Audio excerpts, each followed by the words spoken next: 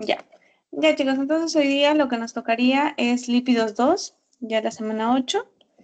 Y aquí, como les había dicho la semana pasada, vamos a hablar de las lipoproteínas, ya más a fondo. Todas lipoproteínas las vamos a hablar hoy día. Entonces, primero vamos a empezar hablando sobre qué son las lipoproteínas. Las lipoproteínas van a ser unas partículas de tipo micelar. Thais, ¿y qué son las partículas de tipo micelar? Cuando hablamos de partículas que son tipo micelar, hablamos de una micela, es decir, son como estructuras pequeñitas, ¿ya? Entonces estas se van estructurando bastante bien, o sea, son altamente estructuradas, pero siguen siendo pequeñas, ¿ya? Estas van a estar constituidas, ay, perdón, van a estar constituidas tanto por proteínas como por lípidos. Em, Estas proteínas van a ser apolipoproteínas, no como la ApoC2, la ApoE, etcétera. Y estas apolipoproteínas van a transportar lípidos.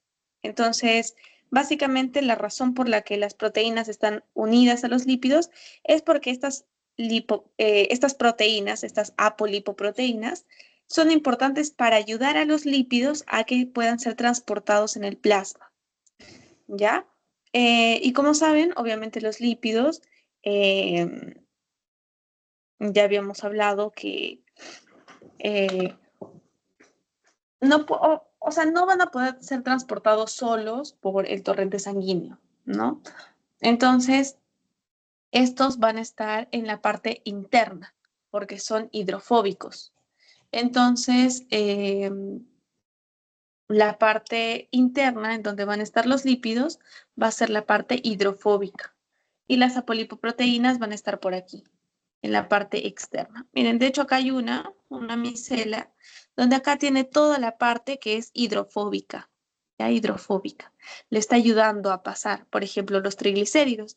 Los triglicéridos son hidrofóbicos, el colesterol esterificado también. Y aquí alrededor vamos a tener la parte hidrofílica. Ya aquí, por ejemplo, tenemos a las apolipoproteínas, que como son proteínas, ellas normal pueden estar en la parte externa. Y también tenemos fosfolípidos, Thais, pero tú me dijiste que en la parte externa no habían lípidos. Sí, pero acuérdense que los fosfolípidos son anfipáticos y la cabeza es hidrofílica. Por lo tanto, va a estar en la parte externa también, ¿ya? Em,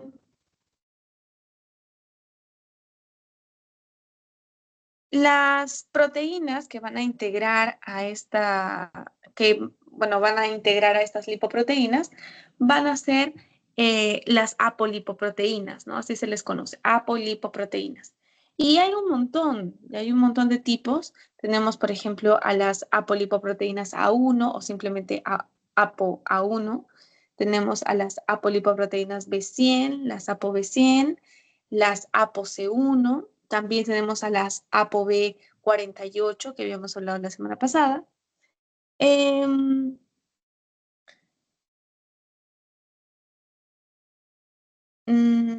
y cada una va a diferir en cuanto a lo que constituyen. Por ejemplo, ahorita vamos a ver que vamos a hablar de los kilomicrones, las VLDL, LDL y HDL, y cada una de estas va a tener una polipoproteína diferente. Entonces, eso va a ser característico. Pueden tener dos, pueden tener tres, ¿no? Pero dependiendo de qué apolipoproteína tenga, va a tener diferentes características. Por ejemplo, estábamos hablando del kilomicrón. El kilomicrón, la semana pasada hablábamos, que tiene ApoB48, tiene ApoC2, tiene ApoE, ¿no? Y por ejemplo, la ApoE es la que le ayudaba a que el remanente pueda ser captado por el hígado, ¿no? Entonces, estas van a ser importantes dependiendo de qué lipoproteína sea.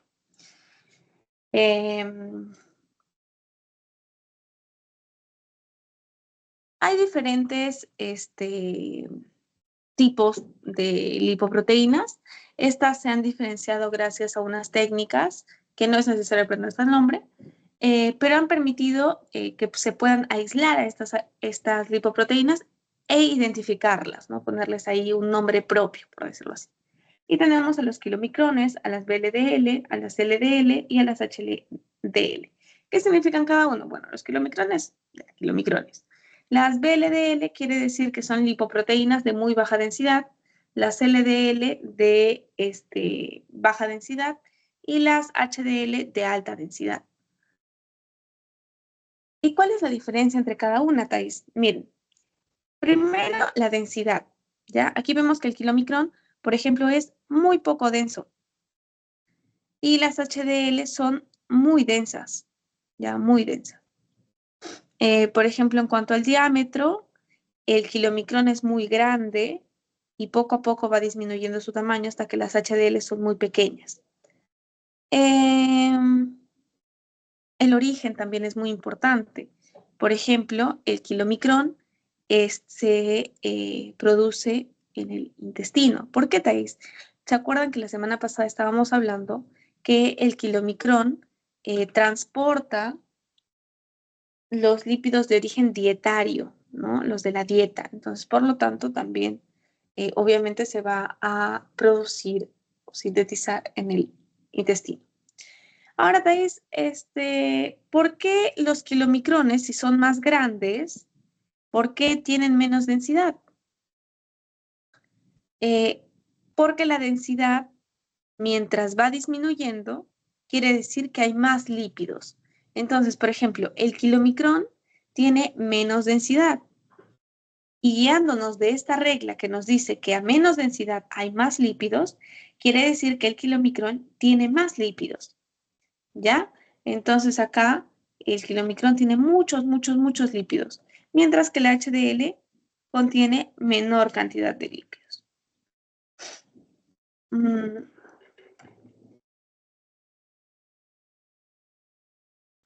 Esto sí ténganlo en cuenta porque tal vez les venga en su examen, ¿ya? Otra cosa también que hay que tener en cuenta es que el kilomicrón va a depender de la ingesta, ¿ya? Entonces, eh, como les decía, los kilomicrones van a llevar todos los lípidos dietarios, ¿no? Entonces va a depender de la ingesta. Entonces,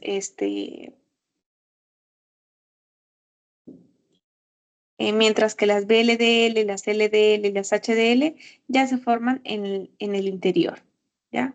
De todas estas, ya saben que el kilomicrón es el más grande y las HDL son las más pequeñitas. ¿Hasta ahí se ha entendido, chicos?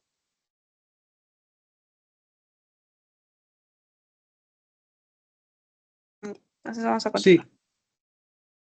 Sí, Gracias. Ahora sí vamos a ver cada apolipoproteína, ¿ya? Primero vamos a empezar por las ApoA1. Las ApoA1 son principales, eh, o bueno, son las principales apolipoproteínas de las HDL, ¿ya? Como les decía, cada una que vamos a ir viendo, vamos a ver que van a ser características de cierta lipoproteína. Entonces, en el caso de la ApoA1, va a ser muy importante para las HDL. Esta ApoA1 se sintetiza principalmente en el intestino y en el hígado y su función va a ser activar a la lectina, colesterol, ácido transferasa, la LCAT, y se encuentra en la superficie de las HDL. En cuanto a las ApoC2, estas van a constituir o van a ser un constituyente de las VLDL, de los kilomicrones y en las HDL un poquito, ya no mucho. El que sí lo vamos a ver bastante es en los kilomicrones y en las VLDL. En HDL muy poco. La síntesis también se va a dar en el hígado e intestino. Su función va a ser activar la lipasa lipoproteica, ya que hacía la lipasa lipoproteica, rompía, ¿no? Rompía a los triglicéridos. ¿Qué pasa cuando hay una ausencia de esta ApoC2? Va a haber una hipertrigliceridemia, ¿ya? De forma severa, la hipertrigliceridemia de forma severa. ¿Por qué? Porque si no hay ApoC2, no se van a poder, eh, más que hidrolizar, romper los enlaces de los triglicéridos para formar, ya sabemos, ¿no? Glicerol y ácidos grasos. Entonces, por eso van a haber alta cantidad de triglicéridos. Entonces, por eso la ApoC2 también es importante. Ahora, la ApoE. La ApoE también es importante. La síntesis de la ApoE se va a dar en el hígado, en el riñón, en la glándula adrenal,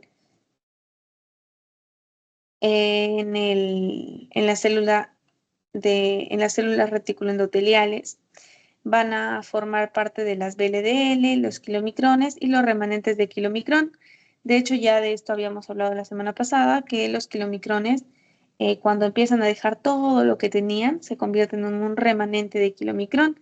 Este remanente de kilomicrón tiene que regresar al hígado y para que el hígado lo pueda capturar, tiene que identificar a las ApoE con su receptor ApoBe. ¿Ya? Entonces, por eso va a ser importante que esté presente en el kilomicrón y también en los remanentes. Acá tenemos diferentes tipos. Tenemos la ApoE2, la ApoE4, por ejemplo. La ApoE2 está relacionada, eh, lo vamos a ver presente en casos de hipertrigliceridemia, ¿ya? Pacientes que tienen altos niveles de triglicéridos, vamos a ver que hay mayor cantidad de ApoE2. En el caso de las ApoE4, estas van a ser frecuentes en hipercolesterolemia, ¿ya? E2 con triglicéridos y E4 con colesterol. En el caso de que hayan ambas, se le considera una hiperlipidemia mixta, ¿ya? O sea, tiene alto tanto el colesterol como los triglicéridos. Mm,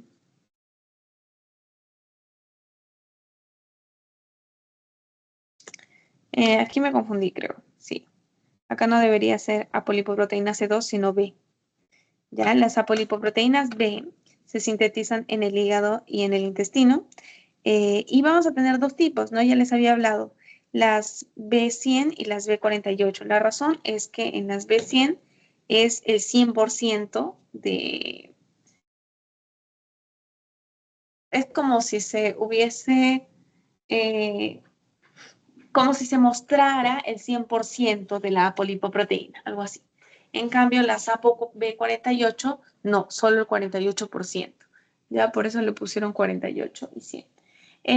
La diferencia va a ser que la ApoB48 no tiene receptor, ya no va a interaccionar, no va a tener una interacción con los receptores eh, con los receptores BE, ya no tiene interacción. En cambio, los receptores BE, los receptores BE, estos interaccionan con dos, con las APO B100 y con las APO-E. Por eso es que a pesar de que los kilomicrones no tienen ApoB100, pueden ser reconocidos en el hígado porque tienen ApoE. ¿Ya? Eso es importante. Y las ApoB100 van a estar en dónde o en quiénes, en las VLDL y en las LDL. ¿Ya? Eh, ya, ahora sí vamos a hablar qué pasa con cada una de estas. A ver, primero vamos a hablar sobre las VLDL. Ya. Las VLDL se forman, ya sabemos, principalmente en el hígado. Ya se forman principalmente en el hígado y estos van a transportar lípidos endógenos. Eh, lípidos que se sintetizan, o bueno, lípidos eh, endógenos, cuando me refiero a lípidos endógenos, me refiero a lípidos que se van a sintetizar dentro del organismo a partir de algo. Ya en este caso, son lípidos que se sintetizan a partir de glucosa y fructosa ingerida. Principalmente estas VLDL se van a formar en la fase postprandial, ¿ya? Después de que tú comiste, ahí se van a estar formando. Entonces, vamos a ir viendo. A ver, un momentito, por favor.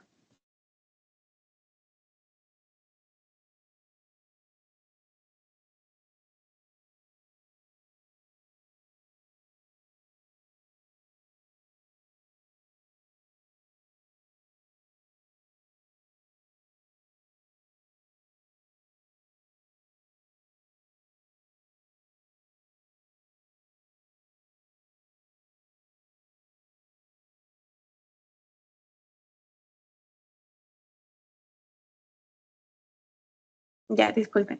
Ya, como les decía, entonces las VLDL se van a formar en el hígado y se sintetizan a partir de glucosa y fructosa ingerida. Es decir, van a transportar lípidos endógenos. Em, y esto se va a dar en la fase postprandial. Entonces, es cada vez que tú consumes, ¿no? Que tú consumes alimentos ricos en fructosa y glucosa. Obviamente, si tú dejas de consumir esos alimentos, la síntesis de BLDL va a disminuir. Por lo tanto, por ejemplo, en casos como en el ayuno, la síntesis de BLDL disminuye bastante. En la fase postprandial, como les decía, al hígado van a llegar glucosa, fructosa, ácidos grasos, ¿no? Etcétera.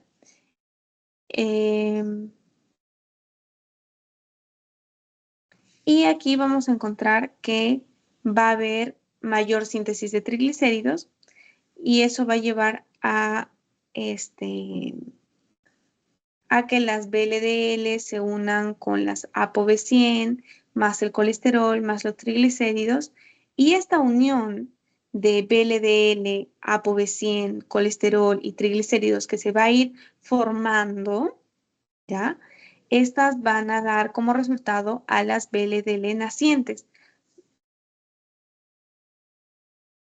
Y cuando empiece a realizar su función, una enzima que es la lipasa lipoproteica, va a hacer que poco a poco las VLDL pierdan lo que tienen, ¿no? Pierdan esos triglicéridos que tienen.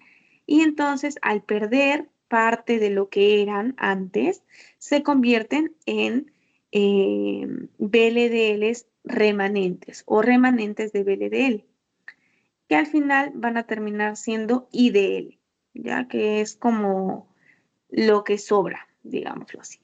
Entonces,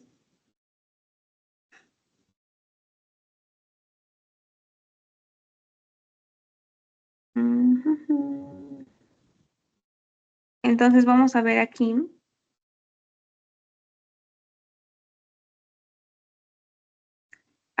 Por cierto, esta lipasa lipoproteica se activa gracias a la ApoC2, ¿ya? Y estas IDL se van a formar a nivel de tejido adiposo. Ahora vamos a ver este gráfico para que lo puedan entender.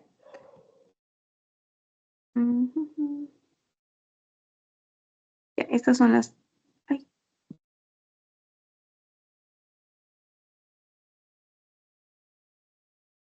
Ya, entonces, por ejemplo, aquí tenemos al hígado.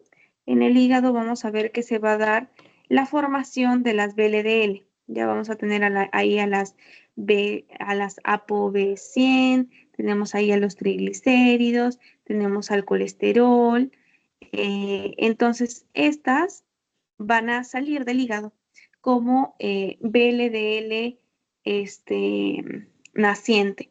Luego se le van a unir ApoC2, ApoC3, ApoE. Pero la importante es la ApoC2. ¿Por qué? Porque la ApoC2 va a ser importante para la activación de la lipasa lipoproteica. Entonces, por aquí viene la VLDL y entonces por acá se encuentra con una lipasa lipoproteica. Y gracias a la ApoC2 activa a la lipasa lipoproteica. Entonces, esta lipasa lipoproteica va a empezar a cortar a esos triglicéridos que tenía la VLDL. Lo empieza a cortar, cortar y obviamente libera ácidos grasos no esterificados, ¿no? Como ya lo habíamos visto la semana pasada. Estos ácidos grasos no esterificados van tanto al músculo como al tejido adiposo. Ahí van ambos tejidos. Y una vez que ya pues ya perdió sus ácidos grasos, entonces se convierte en un remanente de VLDL. ¿Qué es el remanente de VLDL? No es tan rico en triglicéridos, deja de ser rico en triglicéridos, deja de ser rico en colesterol, pero sí es rico en ¿qué? En apolipoproteínas. Tiene a la B100, a la E, a la C3, a la C1. Entonces, esta se convierte en una IDL, ¿ya? En una IDL. Esta IDL es como un intermediario, ¿ya? Un intermediario. Que esta puede ir al tejido adiposo pero también puede ir al hígado. ¿Por qué va al hígado? Ah, porque en el hígado tiene también, esta tiene B100, ¿sí o no? Tiene B100, ya es captado por los tejidos periféricos. Pero además de la B100 también tiene la ApoE. Entonces, tanto por la B100 como por la E, aquí va a tener receptores. Tiene los receptores BE. Y al tener estos receptores, el hígado también capta a las IDL. ¿Ya? ¿Se ha entendido, chicos, este gráfico?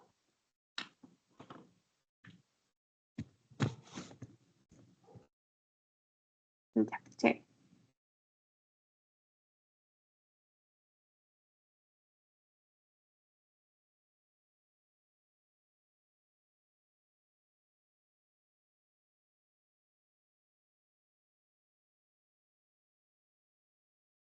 Ya, entonces vamos a pasar ahora a las LDL. Las LDL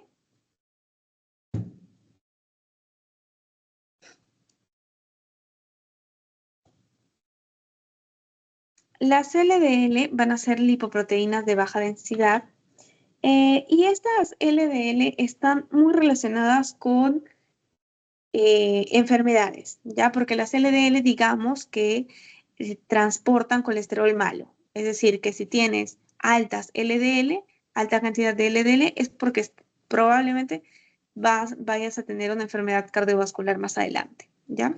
Eh, Estas LDL van a transportar el colesterol desde el hígado hasta las células del cuerpo. Después vamos a ver otras que hacen el trabajo inverso, o sea, desde partes extra hepáticas hacia el hígado, ¿ya? Pero en este caso, las LDL van del, del hígado a otras células del cuerpo. Eh, Estas LDL van a ser captados por receptores que son ApoBE, y estos receptores, estos que podemos ver acá, estos receptores van a estar eh, rodeados o cubiertos por clatrina, ¿ya? Entonces, estos hoyos, se puede decir, revestidos por clatrina, cuando tengan una interacción con LDL, van a formar una vesícula, ¿ya? Una vesícula. Y esta vesícula va a ingresar, obviamente, adentro de la célula, porque todo esto estamos hablando dentro de la célula, ¿ya? Va a ingresar a la célula y se va a fusionar con los lisosomas. ¿Ya? Y se fusiona con los lisosomas y ya sabemos que en los lisosomas hay bastantes enzimas. Entonces, estas enzimas de los lisosomas empiezan a degradar las apolipoproteínas. ¿Y qué son las apolipoproteínas? O sea, vamos, son proteínas y las proteínas sabemos que están formadas por aminoácidos. Entonces, cuando este, estas enzimas empiezan a degradar a esas proteínas, van a liberar aminoácidos, ¿ya? Liberan los aminoácidos.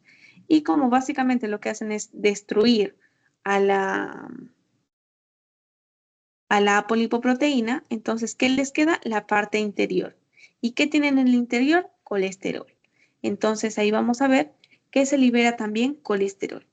Ahora, ¿qué efectos tiene el colesterol o de dónde viene el colesterol? Bueno, uno es que puede venir de, de aquí, ¿no? De las LDL. Pero también a la célula le puede llegar colesterol a partir de dónde? De la síntesis de colesterol, ¿ya? ¿Y qué hace este colesterol? Bueno, el colesterol vamos a ver que tiene un efecto autorregulador también, ¿ya? Este colesterol, cuando ya hay suficiente colesterol, inhibe la síntesis de más colesterol, inhibe la síntesis de receptores, inhibe la síntesis de sustancias importantes, y este colesterol también, gracias a la ACAT, se puede convertir en ésteres de colesterol, ¿ya? Eh, lo que es importante es que gracias a esta enzima se pueden convertir en ésteres de colesterol, y otra cosa importante también es que inhibe la síntesis de receptores. como inhibe la síntesis de receptores, ya no van a ver estos hoyos cubiertos de clatrina para captar a las LDL, ya no se van a mostrar más receptores.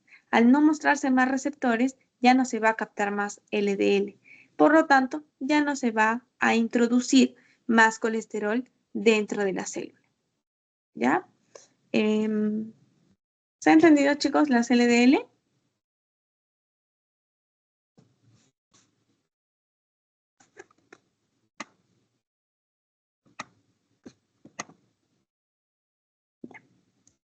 Continuamos.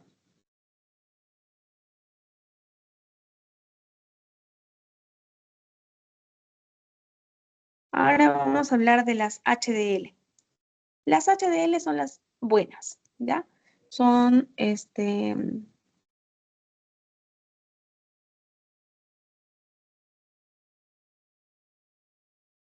son las apolipoproteínas buenas que te van a ayudar porque intercambian los lípidos entre los tejidos y las lipoproteínas. La principal lipoproteína que va a conformar a las HDL va a ser la ApoA1. Esta ApoA1 es importante porque activa a la LCAT. Esta ApoA1 ya habíamos visto que va a ser secretada tanto en el hígado y en el intestino, ¿ya? En el caso de las HDL, obviamente esta A1 se va a sintetizar por el hígado, pero esta A1 también es parte de los kilomicrones.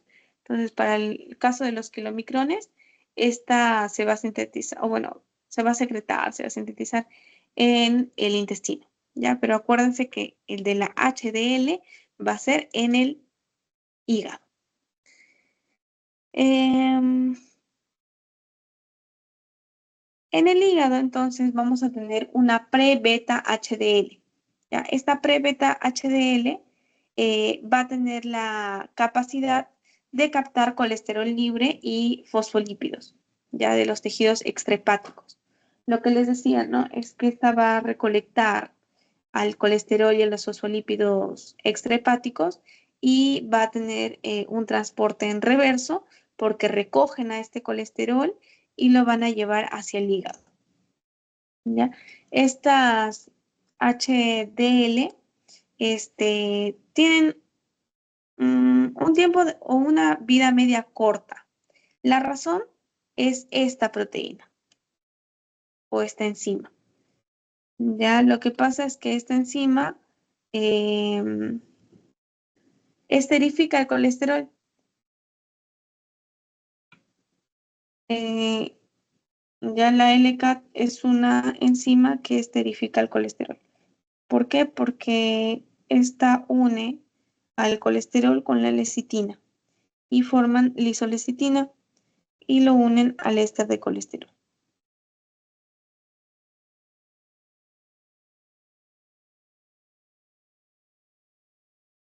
¿Ya? Entonces, esta LCAT básicamente es como, es una transferasa. Hace que ¿se acuerdan que el colesterol esterificado era colesterol más un ácido graso? Ya, entonces básicamente eso es lo que hace. Esta lecitina pierde un ácido graso y el ácido graso que pierde se lo lleva el colesterol. Entonces este colesterol termina siendo un éster de colesterol porque se esterifica y esta lecitina como perdió un ácido graso se convierte en una lisolecitina. ¿Ya? Y esta LCAT va a ser activada por la presencia de las ApoA1. Entonces, cuando se va formando esto, se empiezan a formar se esterifica el colesterol, la HDL empieza a hacerse más esférica, empieza a hacerse más grande y sigue captando más colesterol. Eh, y luego vamos a ver esto, que va a ser básicamente el intercambio que va a tener con las LDL y las VLDL, ¿ya? El, las HDL le van a dar colesterol y estas le van a dar triglicéridos, ¿ya? Las VLDL y las LDL le regresan triglicéridos a la HDL, mientras esta les da colesterol.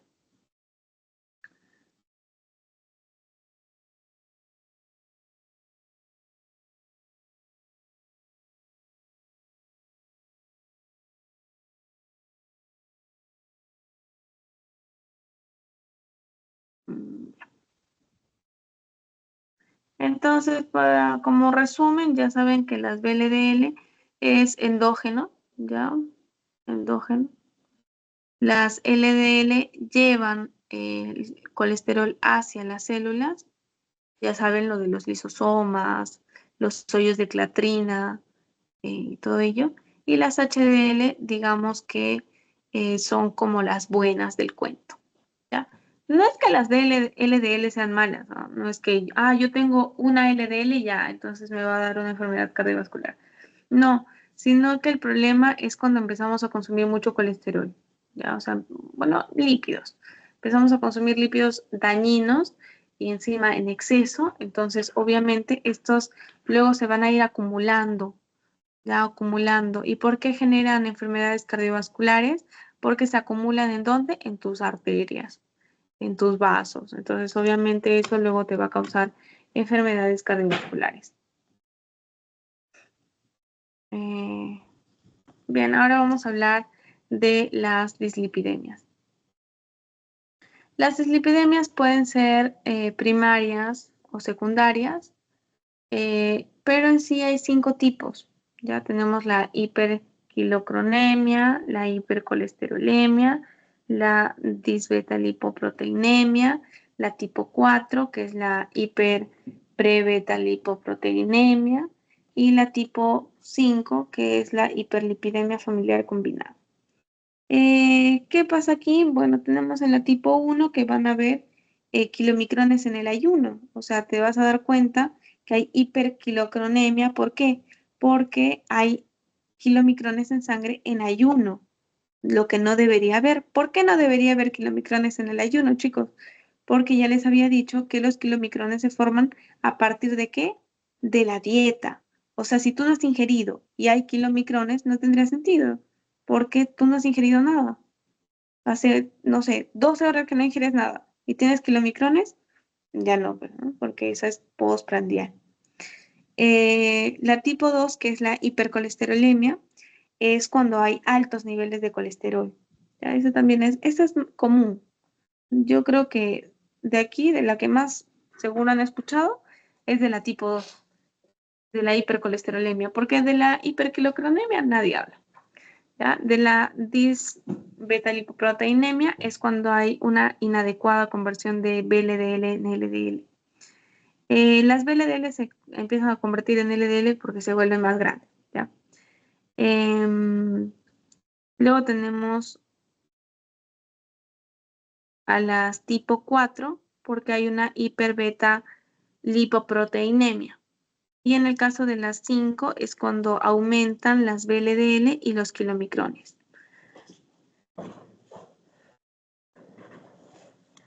Mm, Ahora vamos a hablar de los ácidos grasos.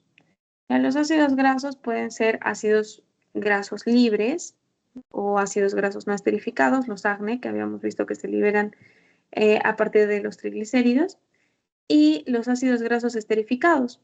¿Cuándo son esterificados? Cuando forman parte de los triglicéridos, de los fosfolípidos, de los glicolípidos, de los ésteres de colesterol. ¿Ya? Es como cuando hablábamos de carbohidratos y hablábamos de, por ejemplo, la glucosa y el glucógeno, ¿no? Entonces, por ejemplo, la glucosa ya teníamos glucosa libre y el glucógeno era uniones de glucosa, ¿no? Uniones de glucosa. Entonces, algo así es aquí. Entonces, solo hay esos 2 tipos, o sea, los libres y los esterificados.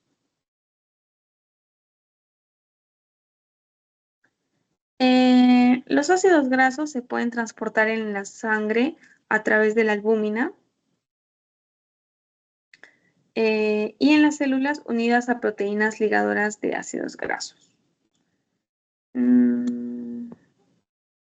¿Cómo se da la síntesis de ácidos grasos? Hemos hablado de los triglicéridos y cómo se liberan ácidos grasos no esterificados, pero no hemos hablado cómo se sintetizan los ácidos grasos.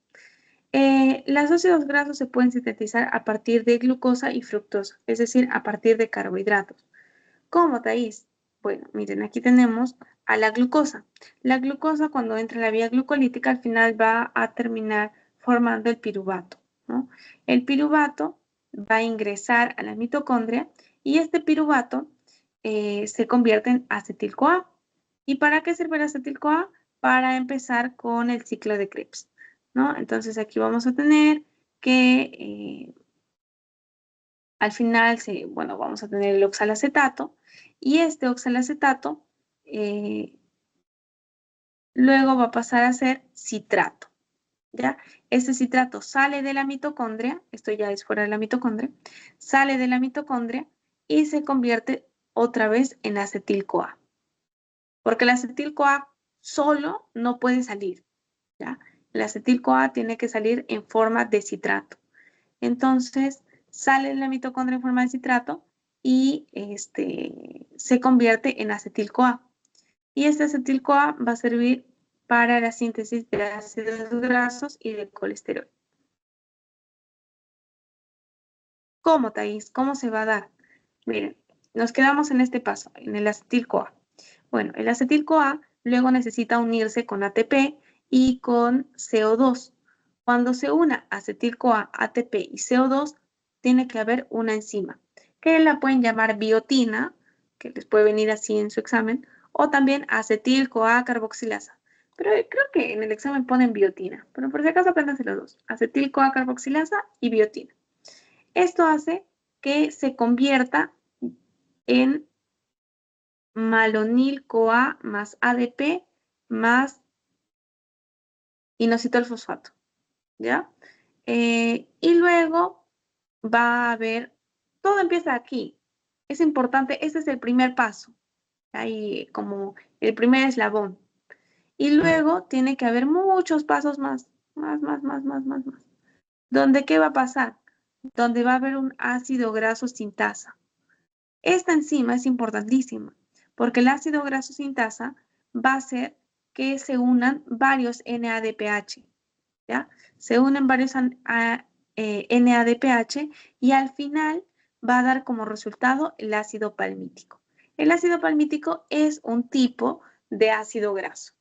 Entonces ahí ya tienes tu primer ácido graso formado. Ya saben que es a partir de glucosa y fructosa. Este es lo primero que tiene que pasar, la primera vía que tiene que darse, y esta es la segunda vía. Esta es la segunda parte que tiene que formarse.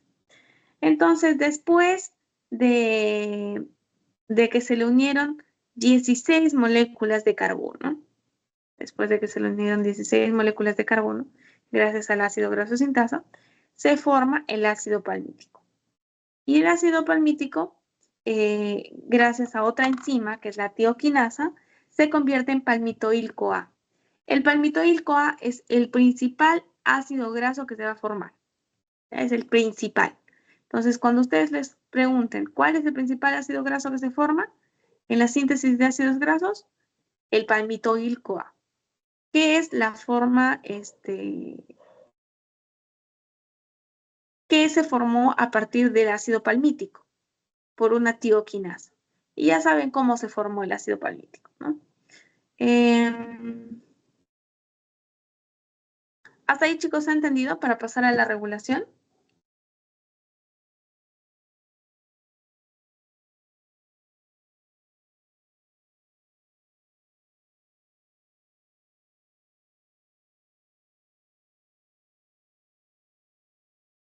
Ya.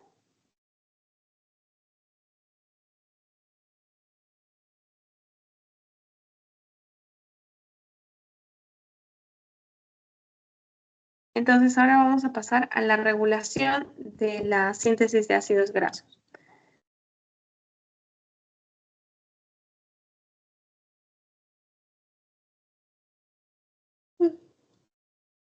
Ya, la regulación en realidad se va a dar por la disponibilidad del sustrato, ya, o sea, por ejemplo, si tú tienes acetil-CoA, entonces más acetil-CoA, entonces, bueno,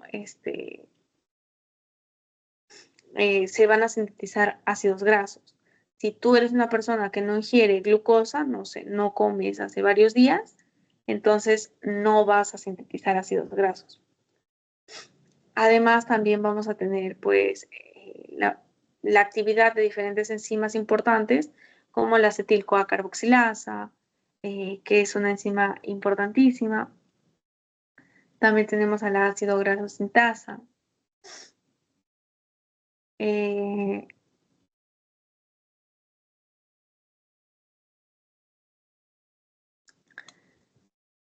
Y bueno, vamos a tener dos tipos de regulación de esta síntesis de ácidos grasos. Tenemos la regulación a corto plazo y a largo plazo. La regulación a corto plazo vamos a tener que se va a dar por modificación alostérica y por modificación covalente. ¿Ya? Vamos a ver que la modificación alostérica va a ser la activación por citrato, porque este citrato, cuando hay alta cantidad de citrato, entonces se va a activar la acetil-CoA carboxilasa. Ya, esta de aquí. Esta de aquí. ¿Por qué se activa la acetil-CoA carboxilasa? Porque miren, si aumenta el citrato, quiere decir que también va a aumentar el acetil-CoA. Al aumentar el acetil-CoA fuera de la mitocondria, entonces, ¿qué se va a hacer? Se va a poder activar la acetil-CoA carboxilasa para que sí, este acetil-CoA se forme y se convierta en malonil-CoA. ¿Ya?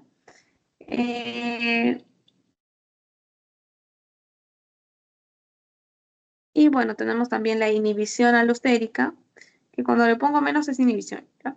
La inhibición alostérica que se da por el acil-CoA C16 y C18. ¿A qué me refiero con acil-CoA C16 y C18? Me refiero a los ácidos grasos, ¿ya?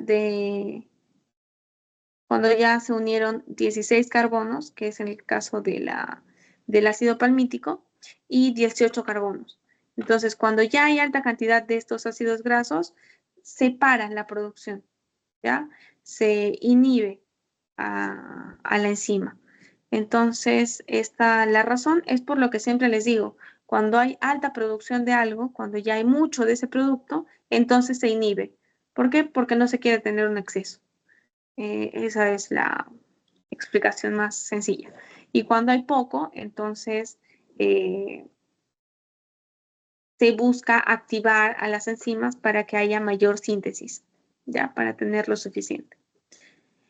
También tenemos modificación covalente. Está activada por la desfosforilación. E inhibida por la desfosforilación. Lo que pasa es que tenemos a la enzima clave, que ya les había dicho que es la acetil-CoA carboxilasa.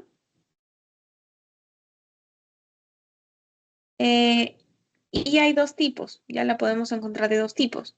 Tenemos a su forma fosforilada, que esta forma es la forma inactiva, y su forma desfosforilada, que es su forma activa. ¿Ya? Entonces vamos a ver que su forma inactiva, o sea, su forma fosforilada, la vamos a encontrar en el ayuno. Y en la desfosforilada, o sea, la forma activa, la vamos a encontrar en la fase postprandial, cuando consumimos glucosa. ¿Ya? La razón, lo mismo, chicos, es que los ácidos grasos se forman a partir de glucosa. Si hay glucosa, obviamente la enzima que sirve para la síntesis de ácidos grasos va a estar activa. Sin embargo, cuando no hay glucosa, cuando no hay sustrato, no se puede formar el producto. Entonces no se necesita la enzima va a estar inactiva. ¿Ya? A largo plazo, ¿cuál va a ser la regulación?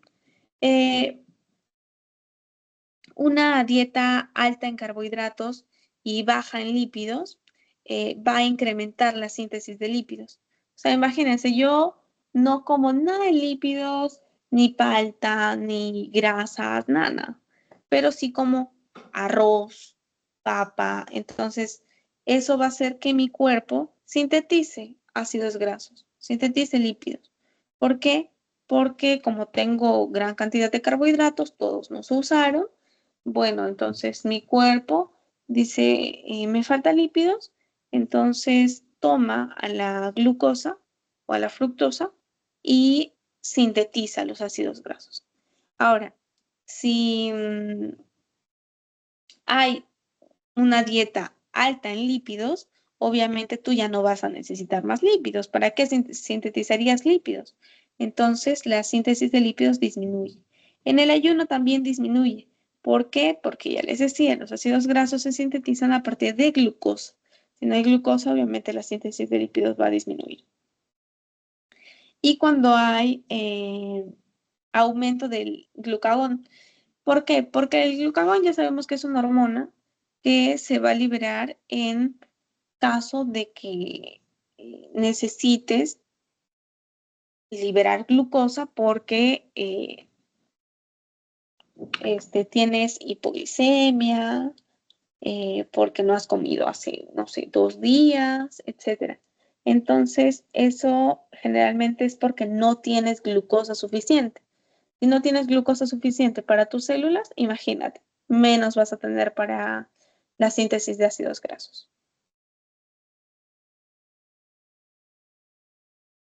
Bien, ahora vamos a hablar del alargamiento de los ácidos grasos, ¿ya? Como les habíamos, bueno, como ya les había dicho, tenemos al ácido palmítico, que es el C16, el ácido palmítico, que es el C16, luego se le van a unir 2 carbonos más y se va a convertir en ácido esteárico, que es el C18. Este C18, por una mm, elongasa, más se le une, perdón, se le une malonil-CoA y gracias a una elongasa se le unen 2 carbonos. Luego lo mismo, otra elongasa, otros 2 carbonos, y así. Entonces, ¿quién se encarga del alargamiento de la cadena de ácidos grasos? La elongasa. ¿Qué necesita la elongasa? Necesita malonil-CoA para seguir añadiendo carbonos, ¿ya? Y en el caso del, del ácido graso, que es el ácido esteárico C18, gracias a una delta 9 desaturasa, esta va a generar, esta enzima es importante porque genera que este ácido esteárico se convierta en ácido oleico, ¿ya? El ácido oleico, entonces, ¿de dónde proviene? Les pueden preguntar, ¿de qué ácido proviene el ácido oleico? Obviamente no les van a decir C18, pues chicos, o C1819, porque ya sería obvio. A ustedes lo que les van a preguntar es por los nombres como tal, ¿ya? El ácido oleico proviene del ácido esteárico. Y en el caso de la desaturación y el alargamiento de los ácidos grasos, vamos a ver que, por ejemplo, el ácido oleico, ¿no? El que teníamos ahí, el oleico por una otra desaturasa se convierte en 18,269. Luego una elongasa, luego una desaturasa, luego una elongasa más. Así va, ¿ya? De forma,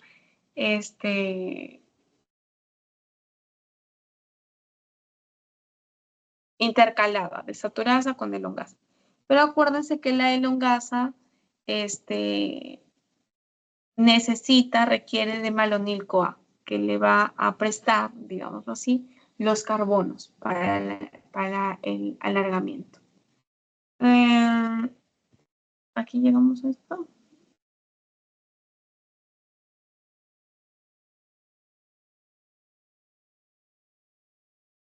Ya, en el caso del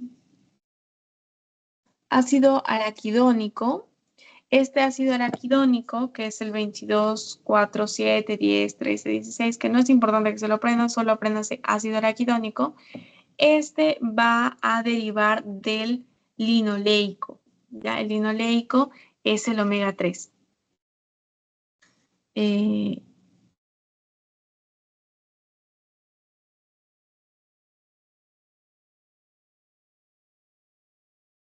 Es el omega 6, perdón, el omega 6. El ácido lenoleico, entonces es el omega 6 y este tiene 18 átomos de carbono. ¿Ya? Este también es uno que tiene 18. Pero la diferencia es que este tiene dos enlaces dobles, tanto en el carbono 6 como en el carbono 12. Entonces, esta es la diferencia de los otros ácidos. Este, gracias a una delta 6 desaturasa, y luego con una elongasa, y luego una delta 5 desaturasa, se convierte en ácido araquidónico. ¿Ya? El ácido araquidónico es importante, y es importante que sepan que deriva del ácido linoleico, o también llamado omega 6. Ahora, el omega 3, que también va a ser importante, se va a desaturar y se va a elongar y va a formar el EPA y el DHA. ¿Ya? Estos también son importantes porque el EPA, por ejemplo, es el ácido peptídico equidónico y el DHA es el ácido docosahexaenoico. Estos son ácidos grasos que van a protegernos de enfermedades cardiovasculares. No sé si han visto, pero en el aceite también dice, con DHA. ¿Ya? Esos son aceites vegetales, sobre todo, que también dicen que tienen DHA, para que se acuerden. Entonces, estos nos van a proteger de enfermedades cardiovasculares.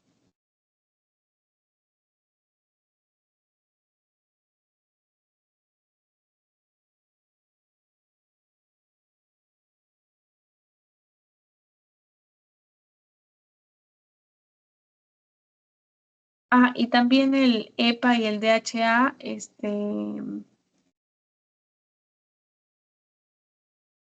bueno, cuando llega al carbono 22 y luego al carbono 24, esos van a ser ácidos grasos importantes porque van a ser usados por las células nerviosas, ¿ya? En el 22 y el 24. Ahora vamos a hablar de los ácidos grasos y los factores de transcripción, sobre todo el PPAR.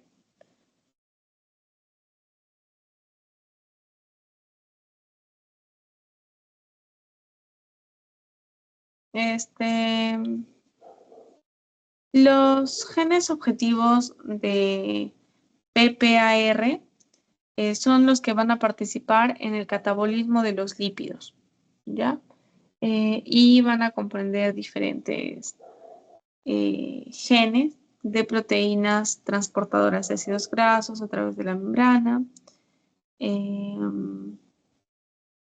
tenemos polimorfismos de este factor de transcripción.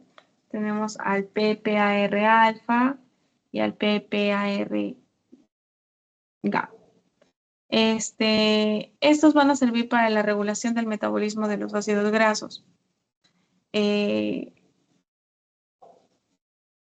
Cuando se logran activar estos factores de transcripción, van a modular la expresión de los genes que van a estar involucrados en la oxidación de ácidos grasos. Ya, por ejemplo, van a comprender genes que se van a encargar del catabolismo por beta-oxidación, por ejemplo. También en la lipogénesis y en el almacenamiento de la grasa. Vamos a tener de vamos a tener dos. Ya no sé si lo he puesto por acá, creo que no. De vamos a tener dos, el tipo 1 y el tipo 2. Tipo 1 se va a encontrar en el tejido adiposo. o se va a expresar, mejor dicho, en el tejido adiposo. Y el tipo 2 se va a expresar en también en tejido adiposo, pero la diferencia es que en el tipo 1 no solo es en el tejido adiposo, ¿ya? Sino que también es en el colon, hígado, músculo, etcétera. En cambio, las de tipo 2 solo va a ser en el tejido adiposo.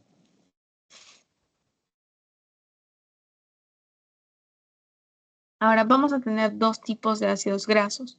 Ya tenemos a los ácidos grasos tipo cis y a los ácidos grasos tipo trans.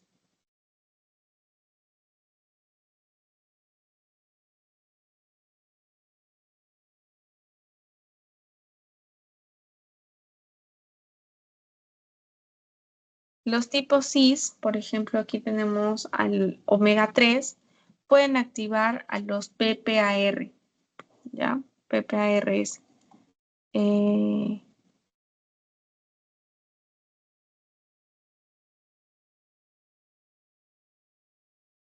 Estos también se les llama ácidos grasos cis o poliinsaturados. Poliinsaturados. Ya, pero ¿qué va a pasar? Que, por ejemplo, ustedes dicen, sí, entonces, por ejemplo, yo si consumo aceite vegetal, va a ser bueno para mi salud porque es vegetal, porque es un ácido graso poliinsaturado, es un ácido graso cis, y no me va a causar ningún tipo de daño. El problema es que los aceites, cuando, por ejemplo, se calientan, estos ya no son cis, ¿ya? Estos dejan de ser beneficiosos y pasan a ser trans. Entonces, los trans sí afectan negativamente a, a estos factores de transcripción y como les decía, los factores de transcripción los PPAR son importantes para la regulación del metabolismo de los ácidos grasos. Entonces, si no tienes una adecuada regulación de tu metabolismo de ácidos grasos, entonces contribuyes a la, por ejemplo, resistencia a la insulina, ¿ya? Entonces, generas que, por ejemplo, ¿por qué se genera la resistencia a la insulina? Porque los ácidos grasos hacen que tus receptores, o bueno, tienen un efecto en los receptores de la insulina que hacen que los receptores ya no funcionen adecuadamente. Entonces, no es que se vuelven inservibles, pero funcionan de forma inadecuada. No reconocen adecuadamente la insulina. Entonces, al no reconocer, entonces te vuelve resistente a la insulina. ¿Ya? Entonces, esa es la razón, chicos. O sea, si ustedes no importa, dicen, no, es que yo me voy a comer un pollo broster, pero lo voy a freír en aceite primor porque es un aceite vegetal. No importa, ¿ya? No importa porque al final ese aceite vegetal deja de ser útil, deja de ser beneficioso porque lo pones a calentar. Imagínate en las pollerías que recalientan para freír las papas y todo eso. Entonces, peor aún. Ya por eso es dañino, por el aceite. Porque las papas normal te las puedes comer, ¿no? Pero por el aceite se vuelven dañinas. Porque el aceite, no sé, si era primor y era vegetal y todo eso, entonces su conformación pasa a ser trans. Y entonces esta sí va a afectar a tu salud. ¿Ya? Ahí les he puesto la estructura de lo que es un ácido graso cis y un ácido graso trans para que vean que cambia de estructura al momento en el que es expuesto al calor. Ahora también tenemos al factor de transcripción LXR,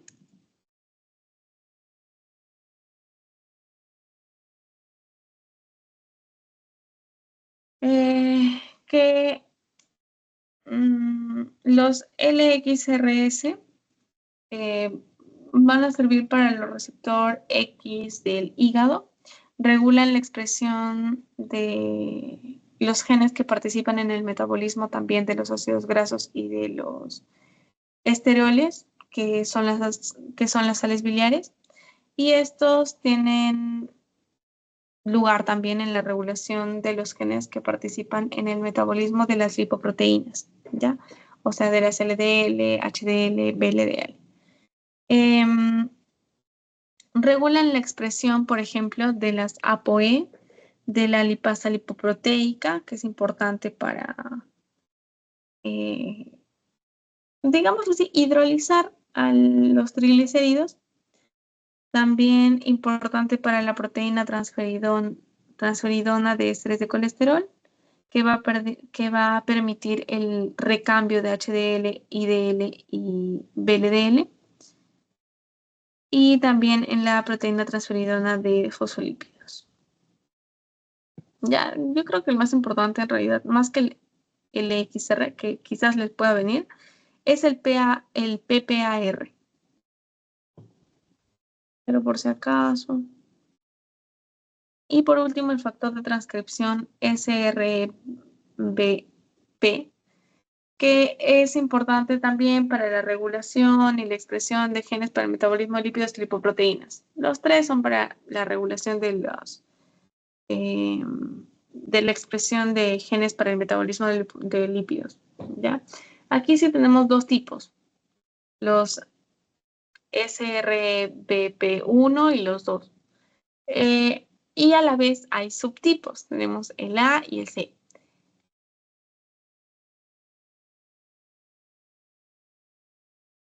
Una sobreexpresión de los SRBP1A produce que haya acumulación de triglicéridos y colesterol en el hígado, ¿ya? Y en el caso de una sobreexpresión de los 1C, causa incremento solo de triglicéridos. Entonces ya saben, 1A relacionado tanto con los triglicéridos como con el colesterol en el hígado, y 1C en un aumento de triglicéridos a nivel del hígado también. Tenemos a los AGPI. Los AGPI producen una disminución del SRBP1, ¿ya? Que son los AGPI son ácidos grasos poliinsaturados, que son los buenos, ¿ya? Los buenos, el aceite vegetal, la palta, eso que comes, que son saludables, ya. O sea, ácidos grasos sí, están bien, ya son buenos. Esos hacen que el SRBP1 disminuya. Y eso evita, pues, que, por ejemplo, te dé hígado graso, por ejemplo, ¿ya? Solo afecta a la 1, no tiene ningún efecto con las SRBP2. En el caso de las SRBP2, aquí vamos a ver que una sobreexpresión lleva a que haya mayor síntesis de colesterol, ¿ya? Pero es importante porque va a regular diferentes enzimas. Yo sé que está medio borroso, pero no se lo tienen que aprender. Lo que tienen que aprenderse es que el 2 es importante porque puede regular muchas enzimas, ya muchas enzimas que van a servir en la síntesis de colesterol. Entonces va a ser importante. Y en el caso de las SRBP1, acuérdense que los ácidos grasos poliinsaturados ayudan. ¿Por qué?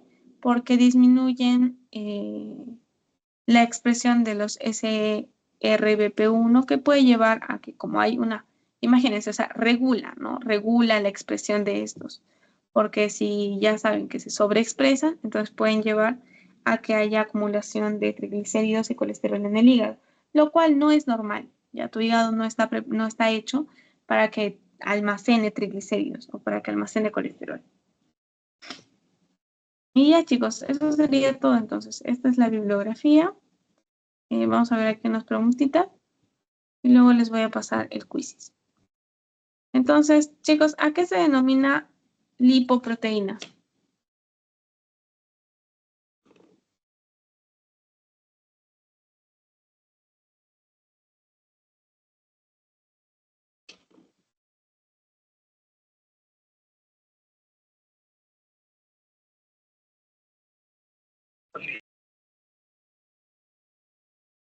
Ajá, la B. Muy bien. Son complejos lipídicos y proteínas que transportan grasas en el cuerpo, ¿no? Acuérdense que están formadas bueno, los lípidos que están en la parte central, excepto los fosfolípidos, y las proteínas que se les conoce como apolipoproteínas, que ya sabemos que hay diferentes dependiendo el tipo de lipoproteína, ¿no? Ya sea kilomicrón, VLDL, LDL, HDL. Eso sí, les recomiendo que vayan aprendiéndose cuál está en cada una, ¿ya? Porque eso sí creo que les va a venir en su pasito o en su examen. ¿Qué lipoproteínas circulan en el plasma sanguíneo?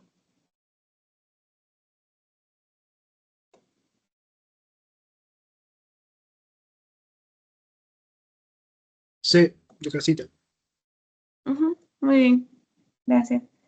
Todas, ¿no? Todas circulan en el plasma sanguíneo porque justamente estas sirven para ayudar a llevar a los lípidos.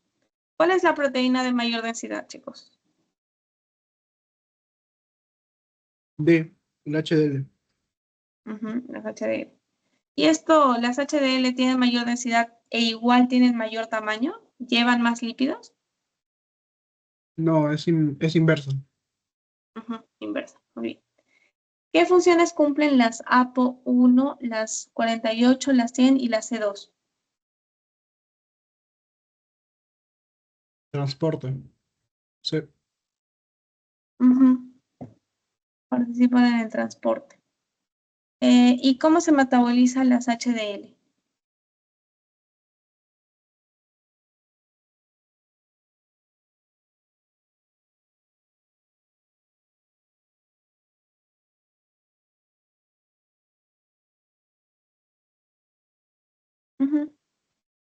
¿Quiénes hacían lo contrario? ¿Quiénes iban del hígado y llevaban colesterol a las otras células extrahepáticas?